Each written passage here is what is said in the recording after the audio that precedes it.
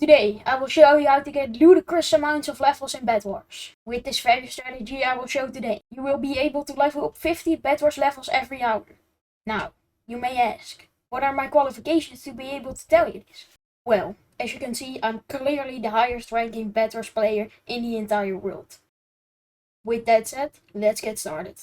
So first, you want to start a solo match. This is very important since you don't want anyone to bring you down in your quest.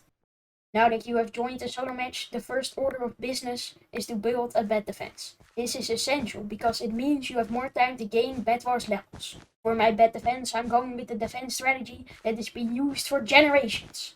It is called the line bed defense. This line will confuse the enemy, causing him to be unable to destroy your bed. Now that we have built our bed defense, the next order of business is to attack the team next to you. This is the part where you actually gain levels. At first, you may be overwhelmed at how to eliminate the enemy team. But no worry, I will talk you through a step-by-step proven method on how to win. Now before you attack, it is important that you buy at least 3 stacks of blocks, so you don't run out of materials while in a critical moment. Now that you have the required amount of resources, let's begin our attack. First, you want to make sure you breach as slowly as possible, so you have enough time to think about your strategy. When you have arrived at the enemy island, you want to make sure you breach up around 20 blocks. This is so you have the high ground. Now that we have completed our tower, you just need to jump off. Now, a critical part in this process is that you take as much fall damage as possible without dying. Now that we have arrived on the enemy island, you need to remember that time is of the essence. First, you need to walk over to the enemy generator and collect their resources to buy some critical items. These items include at least 2 TNT and at least 1 fireball. Now that we have the required items, first you need to place the TNT in order shown here. If you place your TNT in the right order, it will create a TNT cannon. This is used to destroy any enemy advances. To make sure no enemies are coming through, it is also important that you throw a fireball directly at the bed. Now that you have stopped enemy advances, you need to make sure the player logs off and the bed disappears. When you have done this task, we need to make our journey back home. Now, the fastest way home is this. First, it is essential that you make a diving board as shown here. Now that you have positioned yourself onto the diving board, you need to hold W and spacebar.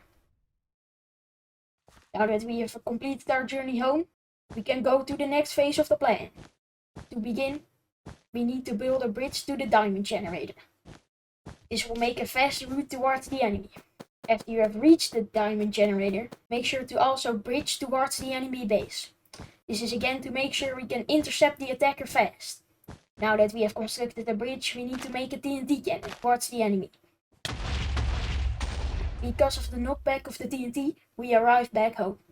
Now that we have completed this step, you must wait for any enemy advances. Once you have detected the enemy advancement, you must remember time is critical. So the next order of business is to spend half a minute building a high sign. Once you completed this critical step, you must walk towards the enemy position and like before, build a tower. This time the tower must be at least 20 blocks high. After you completed the tower, you must jump down again, ensuring you have less than 3 hearts left. Once arrived, it is essential to trap the enemy where he is located. This might stop the enemy advance completely. If this does not happen and he breaks out of his confinement, you must hold your sword in a blocking manner and look at him menacingly.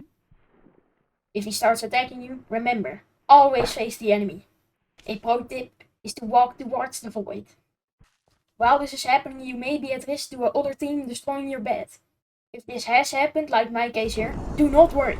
I will guide you towards victory. First, you need to use your spawn protection to your advantage. You see, with the 3 seconds of spawn protection, you may have enough time to leave, switch to lobby 1 and back for a teammate.